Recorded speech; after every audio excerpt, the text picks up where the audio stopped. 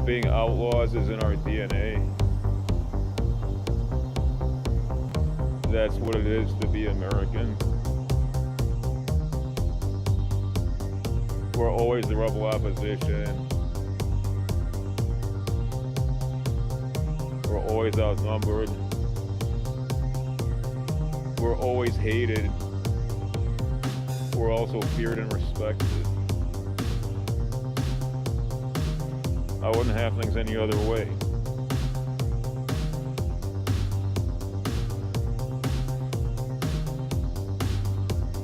I'm having a good time.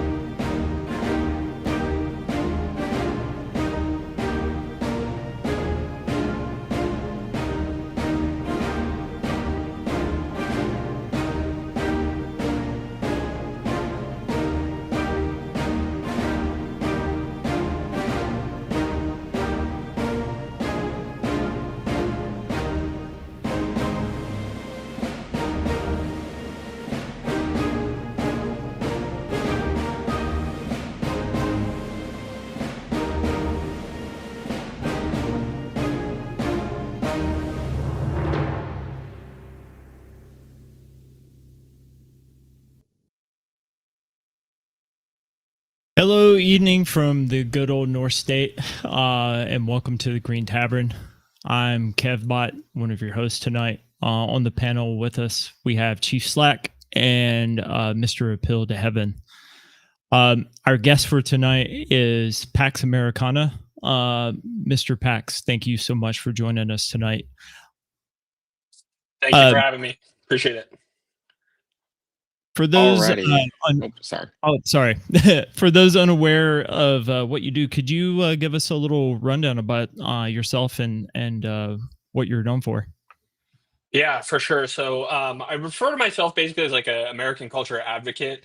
So I kind of started my X page posting about different American cultural outputs. So like architecture, music, movies, stuff about our history, that kind of thing. I'm also a graphic designer and like UI, UX web designer. And so I've done a lot of different types of work, like propaganda posters, like different aesthetic graphics, that kind of thing. And so I generally try to capture like the American culture and the American mood, the American myth. Posting about that stuff is really important to me. Posting about our heritage is really important to me. I spent about 10 years working in tech, everything from like startups to big giant corporations. And so I also tend to speak a bit about the H-1B crisis in America, how all of our white collar work is being replaced and imported and offshored. So that's kind of a topic near and dear. And then I also talk about our cultural institutions kind of getting or our historical and heritage sites and cultural institutions all getting basically taken over by leftist ideology, right? So how Monticello, Mount Vernon, the Hermitage all have gone woke, that kind of thing. So basically just all around, just American culture advocate is kind of how I have begun to sort of package describing about it. Like not quite a writer, not quite an artist, but something in between with some troll posting in there as well. Excellent. So I don't know where I first saw kind of the American aesthetic coming back into the online rights sphere, but I noticed that the DHS account started maybe somewhere around 6 or 7 months ago, where I started noticing that they started kind of leaning into that again, kind of that American aesthetic. It kind of went from the 1980s vibe at first, I think, if I recall correctly, to more of a traditional kind of Americana view of things. Now, I don't remember who started that on the online right side of the art sphere, but I felt like I saw it maybe with what's that one American aesthetic account or whatever it's called. They kind of started that, but Mm. have you noticed that the DHS has would you say that like the DHS was just following your guys' trend, or were that was something that kind of increased as you guys were going along? Uh, like who was playing off of who there? Because I've noticed now like lots of people are kind of copycatting this idea. A lot of people are definitely copycatting the idea. I think, well, here's the thing. I think that there's been an uptick in aesthetic quality across the board since we've seen the Trump administration take over. This is not like entirely universal, but I personally feel like the output, like the creative output, the edits, like the imagery, the celebration campaigns and stuff, for the most part, like they've all gotten a lot better over the last like, oh, man, not even that long, like 6 months, maybe, 6 to 8 months. And I don't know, like whoever's running the DHS account is doing a phenomenal job. I don't know exactly where the impetus came from. I don't know if they were like, I don't want to say necessarily a fan of my account, but maybe like the one you mentioned, Americana Aesthetics, like that guy's really big. I don't know if like the people over there are just really big fans and really super plugged in. But they seem to be embracing this idea of like, here's what our culture is. They posted one just a few hours ago that was, it was like kids playing football out front. I can't remember which artist it was, but it was just like really nice, like traditional American scene, right? Looked a lot like my front yard on Thanksgiving growing up. And I don't know like where that impetus came from, but it does seem to be embracing the idea of like, look, we don't have like America has a very defined culture, right? Like the American people are very like defined people. So when you come in and your social account is happy Diwali and happy, Yom Kippur and like all of these different things, it's like those are all kind of celebrating cultures that are outside of like central to American culture. And so what they're trying to do, and I really don't know for sure, like it could just be as simple as, they've seen the success, like the response to the right wing aesthetic and like the return aesthetic online. It could just be that they see it, and they're embracing it. But I think what the goal is to be like, this is what we're protecting, right? We're when we talk about like, I don't want my kids to grow up in India. I want them to grow up in America. And we look at a painting like the one that they posted earlier. To Americans, it makes perfect sense. Like it's perfectly logically consistent. Whereas, when you're driving through your suburban neighborhood and there's a big Celebrate Vishnu festival block party going on and people are banging drums and things like this, that's foreign, that's alien, right? Football in the front yard isn't. And so I think that's what they're trying to capture. And I don't know I would love to see like an interview or some sort of deep dive on exactly what the process is there. But I think they've done a really good job. And I'm starting to notice too that certain departments, like the Department of State, I think is one. The Department of Energy has done a really good job recently. Where like they're starting to post these graphics that are recruitment graphics that look like vintage propaganda posters and things like that. And it just feels like the game is kind of steadily being upped more and more. And there is, to your original question, sort of an examination of, all right, is it who is playing off who here? And like, I wish I had a really deeply analytical answer to give, but I'm not sure. I just know that every time I see it, I'm like, oh yeah, great. We love to see it. We love to see embracing that kind of traditional American aesthetic from the government. I feel personally, as I'm sure the three of you do, represented by the government when I see things like that. It's the total opposite of Happy Indigenous Peoples Day. You're on stolen land, right? It's like, no, we're not doing that. We're doing this is America.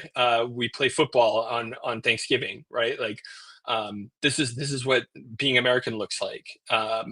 While Indian tribes, and they have their place in chapters of the history of the land and all of that stuff. It's like, we're not going to sit here and make every message be about, shame on us, thank God for the amazing indigenous people of our land and all of that stuff. So I feel a lot more represented when I see these government, not just the organizations, but the people as well. Like, we're starting to see that more and more. And I wish I could remember his name, but there's a politician from Florida who followed me recently, who's just like super aligned with that sort of aesthetic and is posting about, not just the aesthetic stuff, but also the right phrases, right? Like, America's for Americans, people not an economic zone, all that kind of good stuff. So I love to see it in the civic sector. I think a lot of it is the right messaging. I think you can kind of tell when people are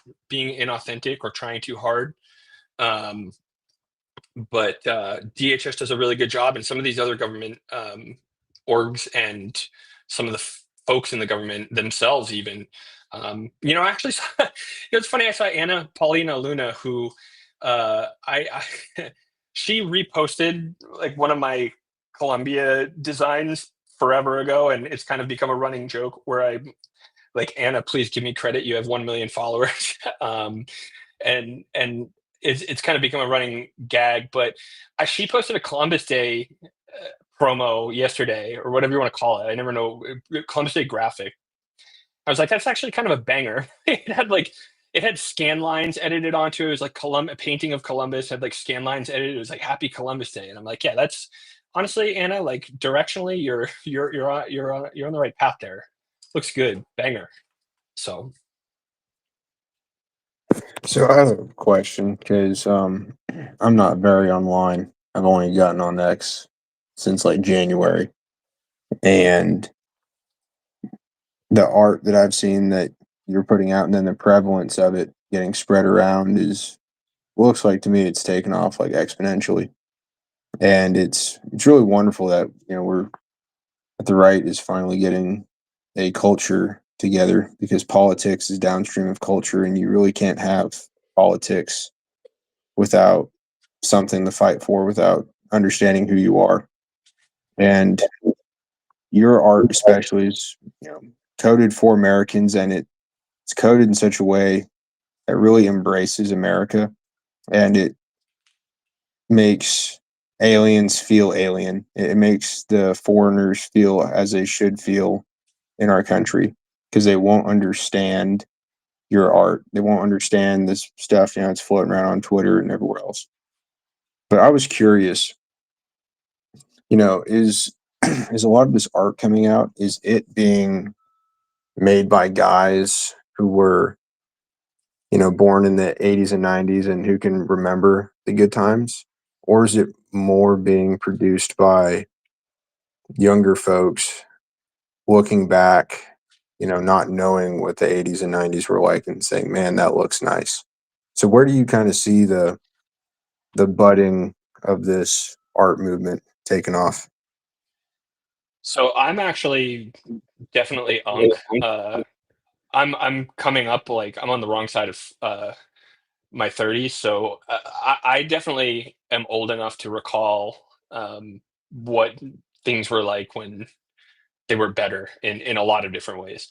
And so at least for me, like I'm always kind of channeling that part of it. Like I grew up in high trust America, and I grew up in a town that was incredibly high trust. Like doors unlocked at all times across the board. I don't know if my hometown is still that way. I'm actually about to return in a couple of weeks for the first time in like 10 years. So there's part of me that has a lot of anxiety about, I'm like, oh, am I going to come back and it's going to be overrun by foreigners and look completely different.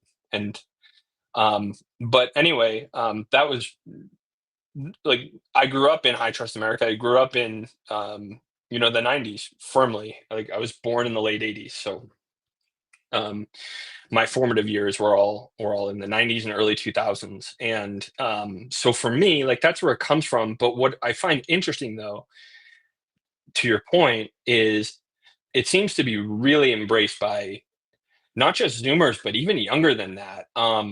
There was Jeremy Carl who destroyed Vivek Ramaswamy at I don't know where that was, but there was a clip that went around last week.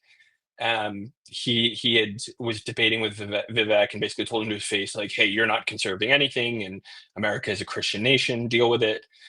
Just giga based. But he actually, when I found out who it was, I was like, oh, he follows me, and like he's reposting all my stuff. And somebody had mentioned he was like 17 years old or something like that. And so that's one really big, that's a generation gap in and of itself. And then also though too, like a lot of the guys that I talk to in DMs, who I don't necessarily know in real life or anything like that, but just folks who have come to befriend on the platform, are really firmly in the Zoomer camp, like 24 to 30 or whatever. I don't know. I never know what the exact age ranges are, but guys in their 20s for sure. And so it seems to, at bare minimum, really be appealing to folks in that age demographic, and perhaps even younger. Just Jeremy's kind of the one example, but I feel like I'm very certain that there are other people who are in that even a younger age bracket. So I can say that I grew up in that era, and my like I think about my dad, and he grew up in like 70s and 80s, and so I was influenced every day by somebody who was into that stuff. So if you see like the edit that I put out the other day, it's got like Bloodsport and Top Gun and all that stuff, and it's just, those were just movies that my dad watched, that my dad liked when I was younger, and stuff that I grew up to really like too. And some of it's been flattened by the internet, right, where like generational gap matters a little bit less. I drive around in the suburb that I live in now, and I'll see kids that are look like they're 13 years old wearing a Slipknot hoodie, and I'll be like, wow, that's wild. Like I can't believe that that's persevered through all this time. So like I don't really know what the actual I don't know what the main impetus is for it, but I can tell, I can say confidently that the content really appeals across generations. And it's not just mine too. Like I'm not, like I can only speak directly to mine, but I will say that generally, if you follow me, like you're probably following one of 20 or 30 other accounts that are similar in one way or the other, like the American Culturist, or like Mytho America. Like there is absolutely overlap in terms of the people that tend to like my stuff tend to also like similar accounts that are all there, and it's all people who are across different age gaps. And I really get everybody too. Like I would say primarily the audience is men aged 21 to 35, like by a big margin. But there's plenty of like the MAGA grandmas and folks like that follow too. And so and really just people that it's such a strange mix. Like I'll get everyone from like the youngest folks to like the oldest folks, and the common theme is just patriots, right? Like people who, like you said, the account appeals to Americans. And so when I look at my demographics on X Premium Analytics or whatever it is, it's 93% American. Some of that might be influenced by VPN or similar, but for the most part, it's all American patriots. And yeah, I grew up in high trust America. I'm very thankful. I think that motivates me quite a bit. Sometimes it can be black pilling, which I try very hard not to do. That's kind of another part of it where it's like I really don't like to be a black pill. I don't want to be a black pill content producer. I don't want to be a like nostalgia only. I just want to embrace the culture that we've got. But it can be tough sometimes. Like I was watching Point Break, which is a movie from, I think it was made in like 1989 or something like that. And I was just looking at California. Like the movie takes place in LA. Just driving around, seeing people driving around the streets of LA, and just being like, man, look how far it's fallen just from then. It can be kind of blackpilling, but I try really hard not to focus on that. Like there are a million different content creators and accounts and things like that you can go to if you just want to wallow in like, hey, they stole this from us. So I try not to focus too much on that, because it can be pretty blackpilling. Yeah, one thing that's kind of hard to do for the establishment GOP is to make connections with the younger base. It's something they've always struggled with. I'm trying to think. I mean, going back to the Bush Cheney days, and then later on to Mitt Romney trying to run, and John McCain, they always struggle because I think that like art is one of those things that you cannot fake. You either have a knack for it or you can kind of figure out what the general populace likes, but you can't fake a certain kind of aesthetic and mood. You can attempt to, but people kind of see through that veneer really quick. But what I've noticed with a lot of the newer kind of ads and art that the government's now focused in on is they're actually tapped into that market of what people actually like. It's not you go to like Republican this wasn't even in the first Trump administration. They were still kind of like boomer slop style Republican aesthetics to it. You'll see like a multiracial family, and like the dad's still the punching bag of the joke in it. Like he's almost kind of retarded and stupid, and the wife like knows which way the direction of the family should go.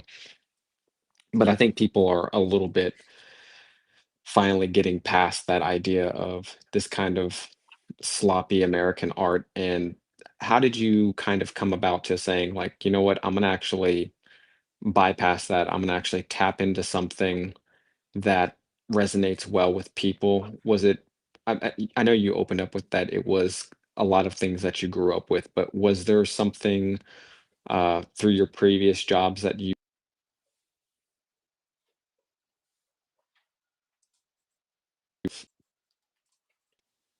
Oh, We may have lost Colt. Oh, he's got the white ring of death.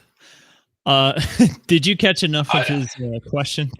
yeah, I think I caught basically. I think he pretty much was probably at the end there, so I think I got everything. I think the question was largely like, is there something from a previous job or something besides just like influences growing up? And so I think so. Part of it is it's a little silly, but I know like I think Kev, you played in bands at one point. I think we may have like talked about this at one point, but part of what influenced me was when I was younger. Like I played in rock bands, basically punk bands, whatever you want to call it.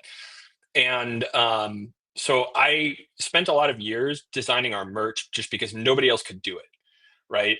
And no, but like everybody else just played, their instruments, but I also happen to have like graphic design skills, so I was able to actually make our merch. And if you didn't have somebody making your merch, you're hiring somebody for, what back then was a wild sum of money.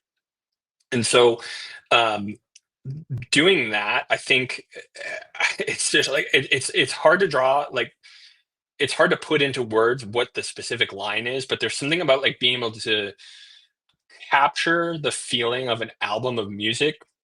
If you look at Turnpike Troubadours, for example, the latest, like The Price of Admission, like I think that does a really good job of like capturing the spirit of the album and capturing the spirit of the band to some extent. They're Okie boys, they like hunting and all that good stuff. And I think that there's part of that channels into it where it's like, if we look at, so I reposted today, there's one that has sort of like some, I don't want to say Art Deco, but sort of Art Deco streamline influence, train and like Civic, like Coliseum style building, and just sort of projecting this image of what a potential abundance America, or not abundance, but like high caliber building, like production, like sort of capturing that spirit and projecting what it could look like in the future.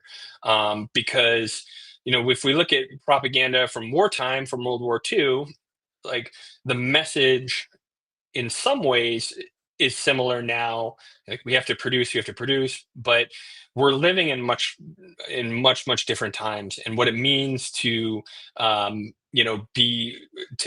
enhance the production of the United States industrial base now is way different than it was in 1941, 1942. And so I basically start out by thinking of like, well, what does that future look like if we were able to unleash, sort of, if we were like unleash the power of American building, like what could that look like? Well, I mean, if we want to go, super rah about it, it could be, fighter jets and a sick Art Deco train and like a really nice building, because we don't really build really nice buildings anymore.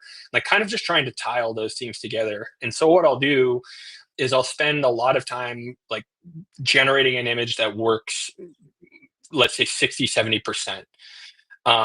And because I use AI for a lot of it, there are a lot of imperfections that come with that. So you'll generate the image and it's like, okay, that's kind of there but not really, and then you'll generate it a couple more times and you're like, okay, I'm really close there, but there's just a couple of small imperfections, or if people see it, it's going to kind of take the fun away from it, because you're going to see it and you're going to go, oh, AI slop.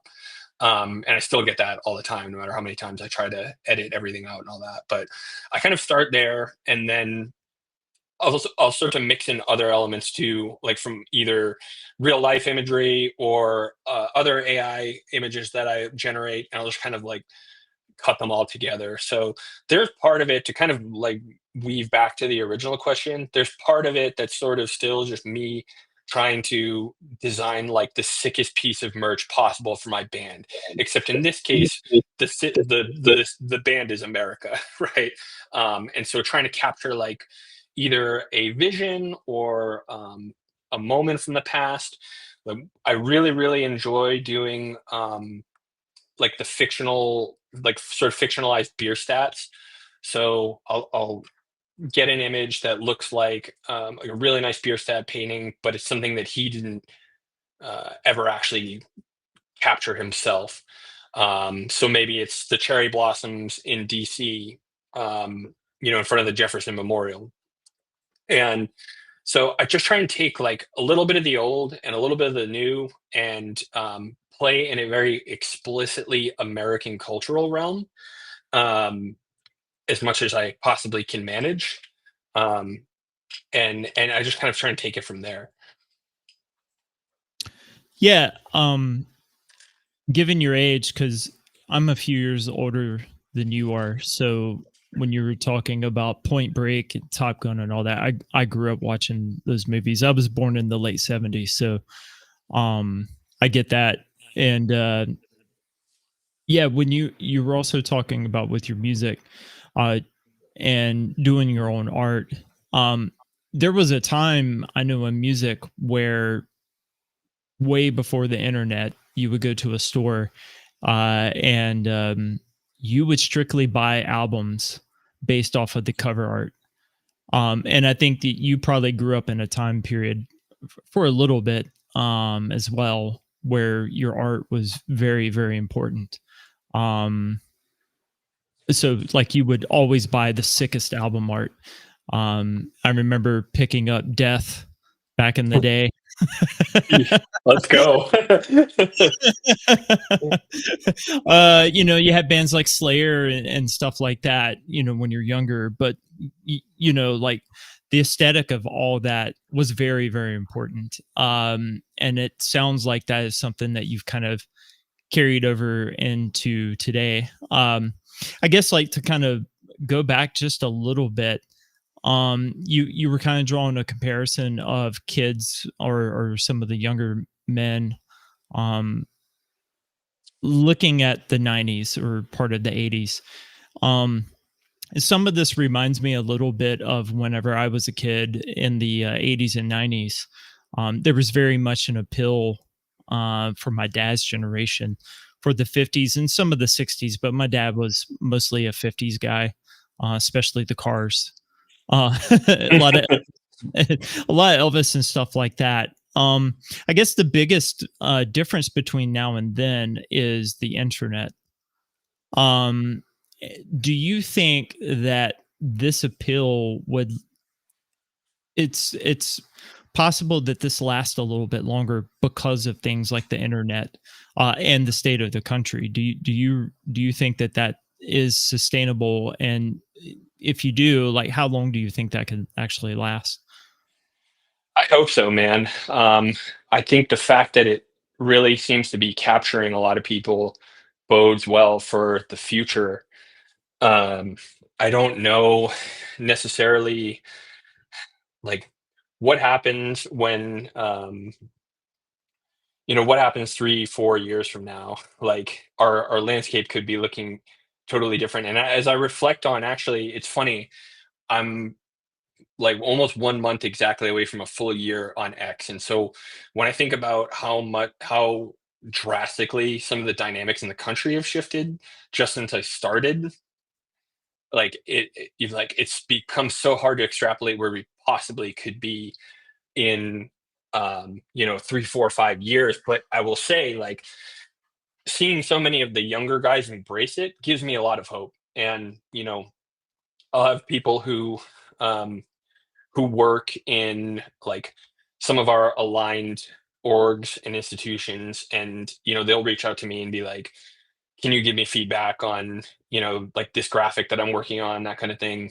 And I'm happy to do it always. And that offer is open for all patriots, by the way. If you're ever looking for any sort of like graphic feedback or anything like that, my door is always open. I'm always happy to do it. But to the original point, I think that a lot of the younger crowd are embracing it. And so that gives me a lot of hope that not only are we starting to kind of solidify a little bit more what American culture is with the younger generation, but I think that we have a lot of young men who are capable and motivated to keep it going into the future.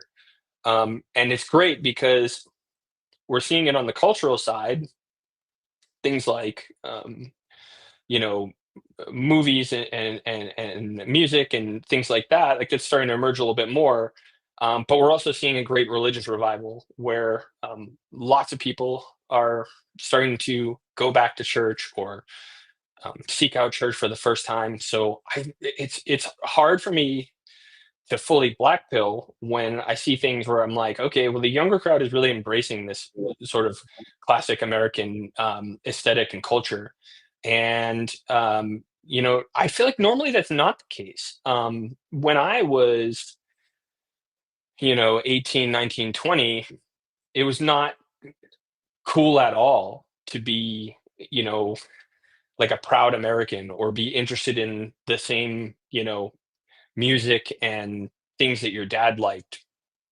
And I don't know, some of that may be biased by my personal like circles back then, but I feel that there is a much greater embrace of American culture and being like, yeah, like I am proud to be American, and the things that we do are great. I like seeing that. I think I'm very optimistic for the future. And it's funny. I saw like I saw a post for the first time recently that I felt like I hadn't seen in a while. That was white Americans celebrating their culture, and like the whole punchline of it was supposed to be that we didn't have any. And I'm like, that's it's just demonstrably untrue. Like go search my highlights page and see, like, we have the best, the brightest, the most talented, the most creatively diverse people in the world are American, and I stand by that. And so yeah, I don't know where it's going. I think when I think about just how like, let's say for example, like the Charlie Kirk assassination, just how that has tonally affected like my mood and like what I'm motivated to post about and that kind of thing is way different than it was 6 months ago. There's definitely a little bit more of a I think serious vibe, knowing kind of what we face on the right, and how many people, how half the country wants us dead and our families killed. um, who knows what that's like in 3 years? It's so hard to say.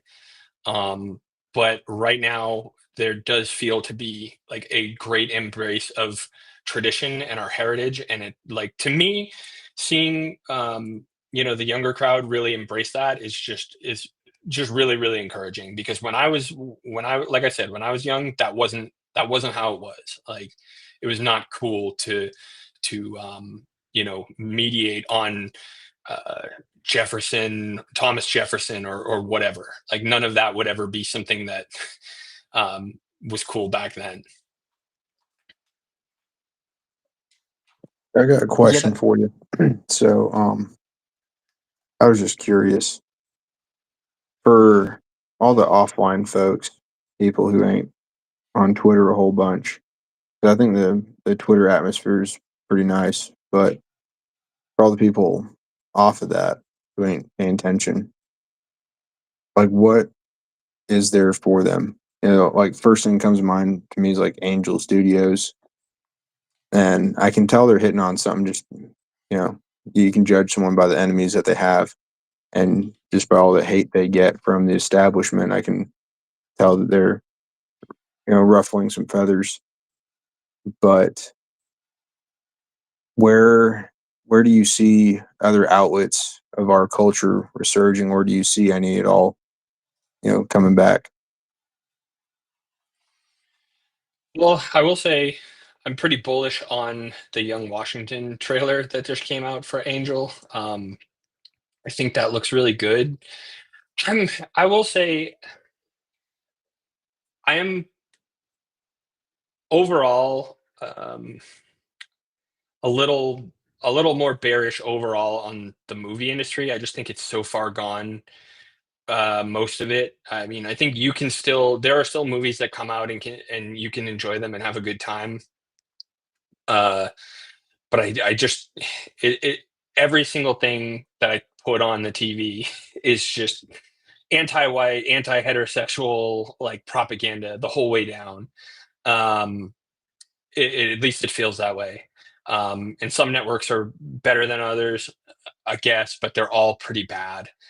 Um, and it's and that really, that to me sucks, because I love movies. I love watching movies. Like, my wife and I would probably rather watch a movie than go out and have like a fancy dinner or something 9 times out of 10. So it brings me no joy to say that, but the film industry really needs help badly. And so anything that we can get that's like a Young Washington from Angel, if that ends up being great, that's a huge win for us, because we're still, replacing Mozart with half Asian people and things like that. It's stuff still goes on. I put on any new show that comes out, and it's kind of like what you mentioned earlier. Like, the dad is the butt of every joke, or the white guy is always the butt of every joke, and it's tough to not be super pessimistic about movies in general. And then with music, it's tough, right? Because if we look at Turnpike, like, Turnpike is basically a perfect band in my book. But then there's always that part of you that in the back of your head is like, are they going to, and I don't think they ever would, realistically speaking, but it makes you paranoid when Zach Bryan comes out and does a tearful plea for illegal immigrants, and decrying, disavowing ICE and all that stuff. It always makes you wonder, like, when is my favorite band going to do that? So what we're seeing in terms of cultural revival seems to be very grassroots and very plugged into social media specifically, which, if you're not on social media, which, to be totally fair, I really wasn't much at all until I got on X. I had been real name posting for a year or two, into the ether. Nobody cared. I didn't really care all that much. It was interesting to be on the platform, but I didn't have like a group of folks I was engaging with. I was kind of trying to do tech Twitter, like be plugged in on tech Twitter, and tech Twitter for the most part is completely insufferable. They're all total leftoids. Center left at absolute best. So I've been doing that, but I wasn't plugged in for a long time. And then I started Pax, and that kind of took off, and I've made so many different friends, and it's been so great. But I guess, like, to the original question, it feels very online, whether it's X in our case specifically, because we met there, like that's where we're generally plugged in. But TikTok is also huge. My understanding is Instagram is also, there's also like a very burgeoning right on the Instagram. I don't know how much of it is people joking around and memeing versus how much of it is true. But my understanding is, like, the average Zoomer right wing Instagram reel is just way crazy far right.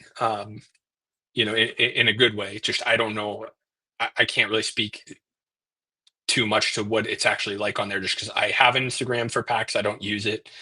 But it does feel like it's our biggest wins right now are coming on the back of social media, right? Like, X really is real life in some ways. Like, we are posting about H-1Bs and seeing downstream effects of that in the White House. So a lot of it seems plugged in, and I am bearish because I feel like we just don't spend money. We don't have a serious, like, right wing film group, or record label, or something like artist collective, whatever you want to call it, for music. You have to really still dig for gems to find that good stuff, and maybe something comes along like Yellowstone, and you watch it for the first couple of episodes, and you're like, oh, actually, this is actually pretty sick. And then by the time the show ends, you're like, what? How? Like, this is just a woke fest all along, and it ends in them handing their property over to Indians. And so, like, I don't know. It's again, I don't want to, like, totally black pill, but we have a lot of work to do outside of just the online sphere, because so much of the dialogue happens there. Definitely on X, feels like definitely on TikTok. I guess I don't really have a TikTok either, but I know that there's really big right wing groups and posters there as well. But yeah. It's not that Yeah. Hollywood doesn't know how to make films anymore. I know some guys say that because they actually can. It's that they don't want to make good films anymore. Because, like, how you gave that Yellowstone example there, I mean, a lot of people got sucked into that show, and they do this. I've noticed with a lot of shows. I haven't really watched too many shows in the last couple of years, but they'll start off the first 3 or 4 episodes pretty solid, and then you have to have, like, some gay stuff in there and some indigenous people stuff in there, and it's the main protagonist ends up taking basically like a woke nosedive into oblivion, and people are already kind of like suckered into the show now because it's like they're on episode 5, 6 now, and they're like wondering if the character arc is going to come back, but it never does. So they actually do know how to make movies and make a story. It's just that they refuse to do it. And right wingers have been, I think about like some of the stuff that the Daily Wire was trying to put out. it was basically just kind of copying some of the older gems that existed in the early 2000s. But at the same time, I mean, it's like the stuff's overplayed. I think when you start when you have a like a movie genre that now they're making like comedy about, it's kind of like run its course, kind of like the knights and chivalry, and then you have Don Quixote and like tilting with the windmills, where he's just like cracking fun at that whole genre. Like that's what the Marvel genre has now turned into. I don't think people realize that. And not that I'm a Marvel fan or anything. I don't think I've seen a Marvel movie in 5 years, but that's kind of worn out now. I mean, there's all these little spin-off series. I don't really know anybody that keeps up and watches that stuff anymore. And I don't really know people that actually are like, oh, I can't wait for this movie to come out so I can go watch it. And there's hasn't been an actual right-wing media group. Not that they don't have the money. It's that it's like they also don't want to produce what they should know would actually play well amongst the younger audience. So I am kind of interested to see, just based off of that trailer of the Young Washington that Angel Studios is going to put out. Can they actually pull it off? The biggest problem also with right wing kind of studios is that they hire very subpar actors, and it seems kind of clunky when you're watching it, rather than like a Hollywood film where the actors are professional, but the stories suck. And it's not that they don't know how to tell the stories, they just don't want to tell the stories. I don't know if you kind of can answer to that. I think we need movies that are right wing, just under the surface a little bit. Like there was a really good post the other day. I think it was Memetic I don't remember who it was actually. I'm really not sure. But the concept of The Sopranos as a right wing show came up again, and basically the upshot of what was said was, the moral of The Sopranos through it all is that Tony just continues to make bad decisions, and you can never run from those bad decisions. Eventually, like, they pile up, they catch up to you, um, and you eventually just have to deal with it. You just like it, the spoiler alert for anyone who hasn't watched the 20-year-old show, but the end is presumably, it's a little bit of a cliffhanger, but Tony Soprano gets killed, and live by the sword, die by the sword. And so I think my point is just that, if you set out to deliberately say, okay, I have $1 billion, I'm going to make a right-wing movie studio. What are you going to put out? You're going to, um, you know, put out a movie that is you're going to generally try and just make things that are very explicitly right wing, because that was the mission that you started out with, was I'm going to create the right wing movie studio. And then when you do that, it feels heavy handed. Instead, what would be more effective is if we just made good movies that appealed to not necessarily as broad of an audience as possible, but appealed to enough people that it could be financially justifiable to make it in the first place, without being totally overhanded and being just known out of the gate as right-wing movies say. And I say that because I feel like a lot of the best propaganda and like some of the stuff that I've put out that has been really broadly applicable, it's not necessarily right wing on the surface. Like that, more production, more art deco, like all that whole post, with the propaganda poster, all kinds of different people who are definitely not right wing as well, see that and are like, okay, that's cool. So I think that there needs to be more of a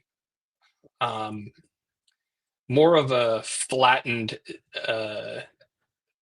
sensibility to it for it to be ever financially justifiable. Because if you come out as Ben Shapiro and you're like, I'm Ben Shapiro and I'm making the anti school shooting movie or whatever that was, Run Hide Fight, it has so much baggage along with it, just because you're known as, and I'm not defending Ben Shapiro. I'm not a big fan at all, but my point is just that you've got baggage attached to it when you're the CEO of Daily Wire and you say, I'm putting out a movie and it's going to be this. Like, people are already kind of coming with preconceived notions. But if you put out a great story, if you tell a great American story and you try to make it not so over the top, overhanded, it could potentially be viable to enough of an audience where we can say, okay, we're actually comfortable with the risk financially to make this movie. And I think that's just been such a big part of the problem. Again, another really, I think, an even better example than the Run, Hide, Fight movie would be the Adam Carolla cartoon that they put out. That was just awful. I mean, it was just not funny, zero aura, like just not a good cartoon at all. And because the whole point of it was, it's the woke smasher cartoon, and you just hit people over the head with it, and it's like it's all you're thinking about. You're not thinking about making a funny cartoon, and the jokes actually happen to be rooted in right wing thinking or patriotism or whatever it is. You just made something just to own the libs, and it looks just like it's no better than Rick and Morty as far as like I'm concerned. So yeah, like I don't want to make it seem like I'm saying let's jeopardize or shortchange our beliefs and our creative output, but I just think that we have to be, if we want to get financial funding and be able to make stuff like this at scale, we have to be a little bit more open to appealing to a broader audience. Not even appealing to a broader audience, just maybe not specifically every second of it is made for our niche, like ever fan service for our guys.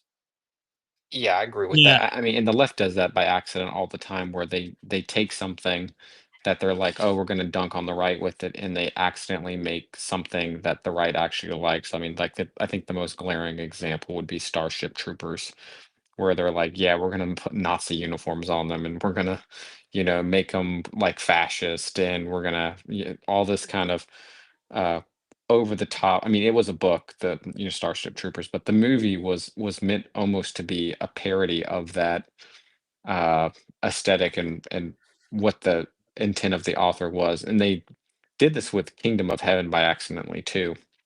Not that Kingdom of Heaven is a historically accurate movie, it's not, and it's actually, there's some some quite terrible portrays of Christianity in it, but they accidentally end up doing things that goes against them when they blunder, and then the right can actually then take their art and then use it against them. Unlike when we tried to do heavy-handed art, it's like the left can't use it to make fun of us. They just think that the show sucks, and we can't use it either. So, like, you think of something like a Mel Gibson movie, I think that's a good happy medium right there where, like, The Patriot, I mean, it's not historically accurate, but it has enough feels and vibes to it, I think, that most people can actually get behind watching it from all over America, wherever they kind of politically fall, and they enjoy the movie and they enjoy what it's about. I think Mel Gibson's pretty good at telling a story too. But I mean, that's kind of probably the direction that I hope that young Washington goes, where it's not heavy-handed in, I guess you could say, like modern right-wing ideas, but you don't really need to be if you're telling a good story about Americans. If you're telling a story about Lewis and Clark or George Washington or Daniel Boone or Thomas Jefferson, any of these folk heroes of the day, you don't have to be real heavy-handed with modern political concepts to overlay it. You can actually just tell the story, and the story will actually kind of imprint itself on the person's conscious. And I think that's probably a better avenue to go rather than the heavy-handed, like Iron Fist and a velvet glove. Yeah, for sure. I also think a lot about how many missed opportunities we've had in some of these different entertainment mediums. Like, I always come back to Red Dead Redemption 2, the video game, because that game at its core, due to the game developers and the story, the overall story around it, just totally Reddit tier like lib garbage. But in my opinion, if you play games, I think it's still worth playing because I feel like it captures that time in America so vividly and accurately. Like you go into the shop, the general store, and the shopkeep pulls out, the catalog, and it's all this like perfectly detailed, beautiful period illustrations of what a catalog with, repeater rifles and revolvers might look like. And you're out there on the terrain, hunting and setting up camp and all of these things, and it's like this really, really perfect American experience in so many ways, but it just gets totally derailed by the absolute libtarded storyline. The portrayal of the Confederacy and Southerners in general in the game is just completely reprehensible and disgusting. But other than that, right? Like aside from that, how was the play, Miss Lincoln? Like it's a perfect little microcosm of American history in a lot of ways, and an American culture. They've got the cattle stockyards, they've got like the downtown square, and all of these quintessential American landscapes, and recreated beautifully. But it just gets devolved by libtard storylines. So my challenge would be, can we make more things like that, just without all of the subversive stuff underneath, right? Like, why can't we just have a game that is just or a movie or whatever that is just that element to it without all of the progressive garbage? So yeah, the real missed opportunity there with Red Dead Redemption. They could have totally gone the Cormac McCarthy, what's that book? Blood Meridian. Yeah, they could have totally gone down that whole path, and it would have just made the game even more awesome. And I felt like there were elements that they tried to do that, because they just didn't have any story ideas, and they're like, yeah, this person will kind of represent the judge, and this one will represent, Toad or whatever. But they still, with the portrayal, like you said, of the Confederacy and everything else in there, they completely missed the mark. But they accidentally made a game that was good enough outside of the main story that if you weren't really paying attention to the main story, you're having a fun time playing it. And that's something that they constantly accidentally do, but they have to do it to a certain degree because you need to make money off of it at the end of the day. So that's something that I've seen in that kind of era of video games. But then the whole Gamergate thing happened, and games have just gone totally downhill, where they're now just ham-fistedly lecturing you about your whiteness or something. every time. All right. I had to make sure my mic was on. Yeah, so we're coming up to the bottom of the hour. Pax, it was great having you on, and obviously I know that I could probably chat with you for quite some time. We'll have you on again. Really good stream, so thank you so much. Before we do wrap, is there anything that you want to plug or shill? I don't have anything. I feel like that's sort of a missed opportunity. I am putting together. I did a post about a month ago asking for Patriot reading recommendations, and I got an overwhelming amount of responses. I think it was 400 replies, a ton of quotes from our guys all across the spectrum, both autistic and otherwise. And I'm putting that all together in a web app, and I'm going to release that probably in the next week or two. On pace to have probably 300, 400 books on there. I'm vetting everything to make sure there's no subversive garbage, and we get all the classics and all of that stuff. But not selling anything or anything like that. Just happy to make new friends, new moots. If you want to follow 1776 Pax, and thanks guys for having me. Indeed. Yeah, for sure. Y'all watch his account, and we got a lot of stuff. I know that some of my musician friends excuse me, in this space. We're working on some stuff. So we got Pax.